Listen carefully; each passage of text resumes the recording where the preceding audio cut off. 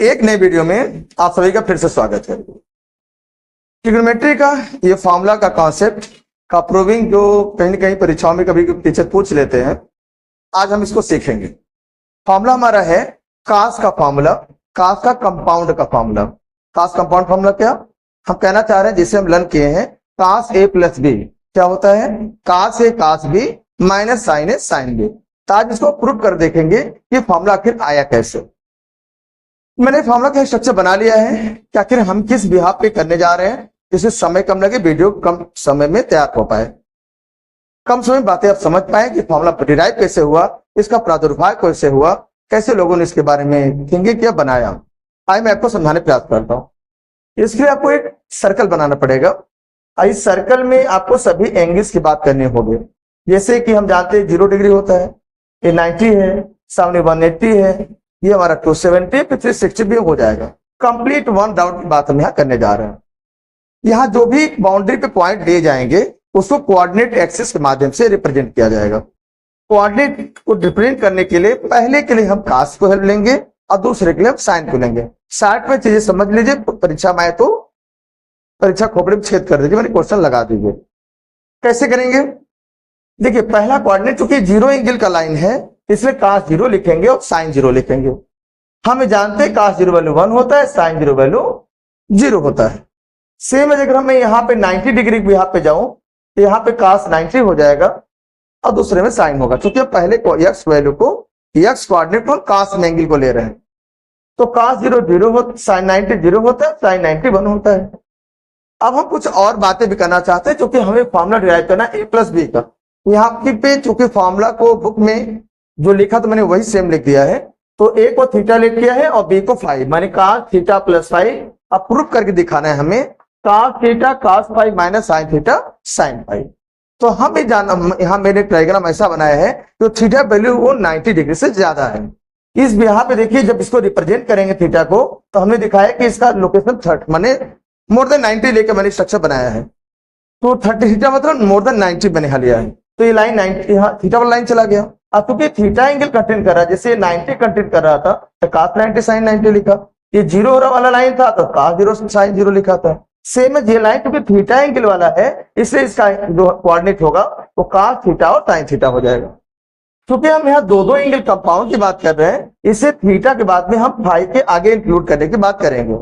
जब हम इंक्लूड करेंगे तब टोटल जो एंगल यहाँ से यहाँ तक का हो जाएगा, तो इसका जो पॉइंट का हमारा कोऑर्डिनेट होगा वो कास थीटा प्लस फाइव और साइन थीटा प्लस फाइव। तो यहाँ पे थीटा से हम फाइव आगे बढ़ते हैं और सेम है थीटा से फाइव रिवर्स मतलब नीचे लौटते हैं। अगर नीचे लौट रहे हैं एंगल, चूंकि अब इसका कोऑर्डिनेट बात करेंगे तो एंगल इसका माइनस थीटा है, कास में और साइन में इंक्लूड कर देंगे।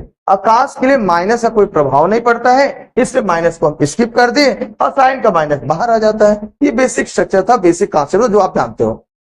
इसके बाद मैंने कोशिश किया देखने के लिए कि हमने ये जो यहाँ पे आर्म्स आए, इस आर्म के पॉइंट को मैंने ज्वाइन करा यहाँ पे, अब यहाँ से ज्वाइन करा दिया। इससे हमारे दो ट्रायंगल फॉर्म हो गए। एक ट्रायंगल नाम हमारा है क्या, BOD, जिसको मैंने यहाँ कटक पेस्ट्री यहाँ बनाया हुआ है, BOD सेम फॉन्ट में को यहाँ बनाया गया है। दूसरा ट्रायंगल हमारा है COA, देखो इसको भी मैंने यहाँ बना दिया है। हम चाहते हैं कि ये दो ट्रायंगल हो जाए सिमिलर, सॉरी कांग्रुएंट, और दोनों जब कांग्रुएंट होंगे तो करेस्पॉन्डिंग जो आर्म्स होंगे CPCD से इक्वल होंगे। तो चूंकि ये सर्कल है तो सर्कल्स के आर्म्स जो रेडियस होंगे वो आपस में इक्वल होंगे, चाहे वो OA हो, चाहे वो OB हो, चाहे वो OC हो, चाहे OD हो, चारों के चारों आपस में क्या होंगे, इक्वल होंगे, डेफिनेटली इक्वल होंगे ड्यू टू रेडियस। यहाँ पे जो यूनिट से लिया गया है तो ये 1 कह सकते हैं यहाँ पे, उससे कोई दिक्कत नहीं है, रेडियस एक्चुअली। चलिए देखिए, तो कटक पेस्ट से जो डायग्राम यहाँ बनाया गया है उसमें OB और OC दोनों रेडियस ऑफ सर्कल है, सो दे आर इक्वल। ये second OD and OA also with radius of circle, so they are also equal. दोनों बीच का एंगल की हम बात करें तो ये जो एंगल है दोनों आप जो BOD ट्रायंगल है, इसका जो ये एंगल टोटल है, ये एंगल टोटल, ये जो एंगल टोटल है वो देखो ये वाला फाइव है, ये वाला जो एंगल है वो अल्फा में अगर कंसिडर कर लो तो इसको 5 प्लस अल्फा हम कह सकते हैं। सिमिलरली अगर मैं इधर बात करूं, जो दूसरा ट्रायंगल हमारा COA है, ये जो ट्रायंगल है इसमें इधर का एंगल देखो माइनस नहीं देखना है, माइनस तो ये डायरेक्शन बता रहा है, एक्चुअली इसके एंगल की जो वैल्यू है वो तो हमारा 5 है, और दूसरा पार्ट क्या हमारा है, अल्फा है। माने टोटल यहां से यहां तक का लोकेशन में बात करूं, यहां से यहां तक एंगल का, तो फाइव प्लस अल्फा है। एंगल उतना ही है, क्योंकि एंगल्स बीच का गैप देखते हैं ना, ये तो अपोजिट मुख के है, रिवर्स मुख के सिर्फ माइनस लगा हुआ है। ठीक है, तो हमें लगता है कि ये दोनों एंगल भी इक्वल है, तो साइड एंगल साइड से दोनों कांग्रेसिव हो जाएंगे, और इसके अकॉर्डिंग जो हमारा बीडी होगा वो सीए के इक्वल हो जाएगा, इसमें कोई डाउट नहीं होना चाहिए। आई होप आपको यहां तक समझ में आया होगा। अगर थोड़ा भी कंफ्यूजन हुआ होगा तो मैं वीडियो यहां तक दोबारा से देख लीजिए, क्लियर हो जाएगा बिल्कुल भी। अगर ये दोनों इक्वल हैं तो हम चाहते हैं यहां पे लगा दे, चूंकि डिस्टेंस फार्मूला, क्योंकि बी का कोऑर्डिनेट कितना है, देखो cos theta comma sine theta. D का कोऑर्डिनेट कितना है, डी का कोऑर्डिनेट यहां लिखा है cos five comma minus sine five, ये है।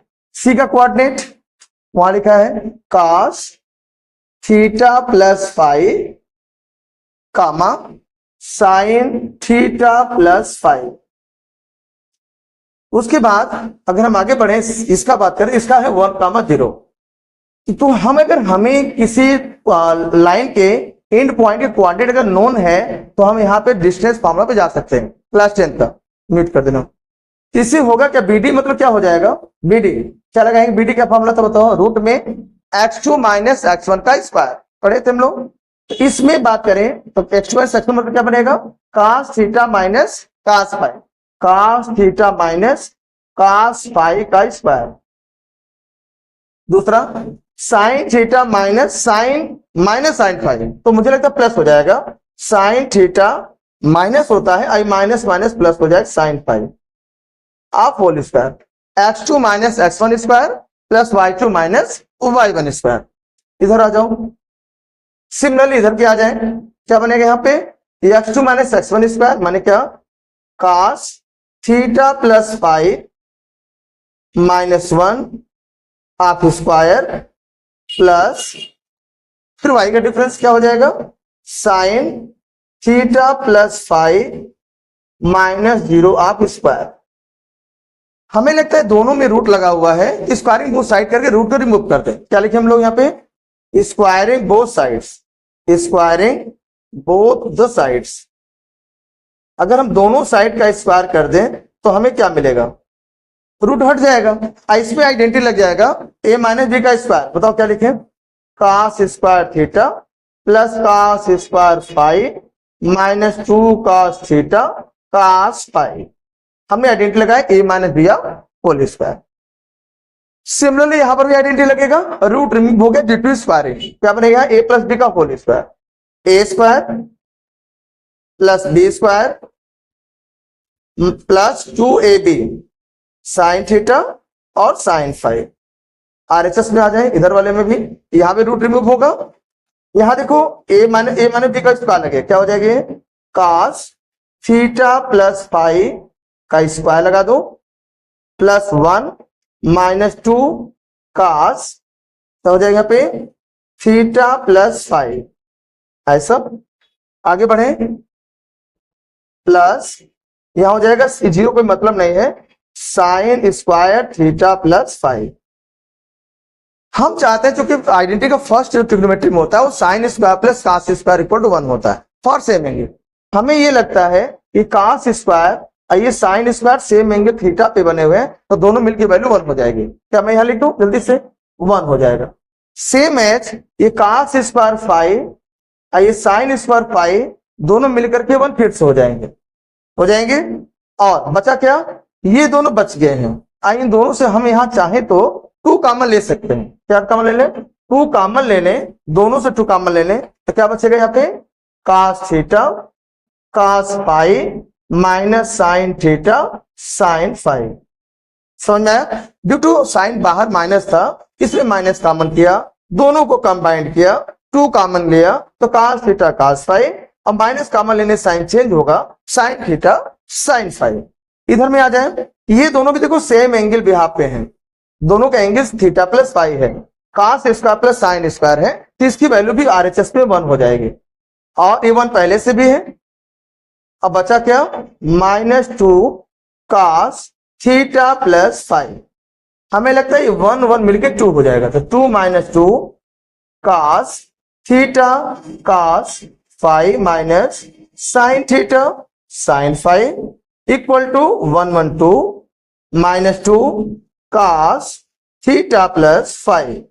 ये 2 से 2 कैंसिल हो जाएगा, बचा क्या minus 2 cos theta cos 5 minus sine theta sine 5 is equal to minus 2 cos theta plus 5। हमें लगता है माइनस भी कैंसिल होगा, ये 2 भी कैंसिल हो जाएगा, तो बचा क्या, और इस पहले लिख ले cos theta plus 5 is equal to हमारा ये part cos theta cos 5 minus sine theta sine 5। इस प्रकार से मेरा फॉर्मूला डिराइव हो गया, किसका, cos a प्लस b का। इसे हमने यहाँ थीटा प्लस 5 यहाँ पे सॉल्व किया था। क्लियर एकदम। अगर हम यहाँ पे माइनस का फॉर्मूला बनाने का मन कर रहा है कि cos theta minus cos theta minus 5 क्या होगा, आइए मैं बता दूं क्या हो जाएगा। cos थीटा माइनस 5 का बताने का मन कर रहा है तो जहां जहां 5 हमने यूज किया है वहां वहां माइनस 5 यूज कर लिया जाए इस फॉर्मूला में। तो यूज करो, चलो क्या हो जाएगा, cos थीटा प्लस 5 है तो plus minus 5 equal to cos theta cos minus 5 minus sine theta into sine minus 5। इसे होगा क्या, ये cos theta minus 5 equal to, अब cos के लिए माइनस का कोई प्रभाव नहीं पड़ता है, छोड़ देंगे माइनस को। क्या बनेगा हमारा cos थीटा cos 5 माइनस भूल जाओ, ये साइन का माइनस बाहर आके प्लस कर देगा, प्लस साइन थीटा साइन 5। तो हमें लगता है cos a प्लस बी हो चाहे cos a माइनस बी हो, हमने फॉर्मूला को डिराइव कर समझा दिया। पेपर में अगर किस तरह पूछा जाता है तो आपको इसको कर लेना चाहिए। कैसा लगा वीडियो, क्या आपने समझ लिया, बेहतर समझ लिया, आपने इसके पहले का पढ़ा होगा। आई होप अगर आपको नहीं आया होगा तो आप, मुझे लगता है इस वीडियो को 1-2 बार देख लीजिए, फिर अपना कमेंट जरूर कमेंट सेक्शन करके बताएं कि आपको वीडियो कैसा लगा। और इस तरह के वीडियो पाने के लिए चैनल को लाइक सब्सक्राइब करना बिल्कुल न भूलें। Thanks for joining and watching.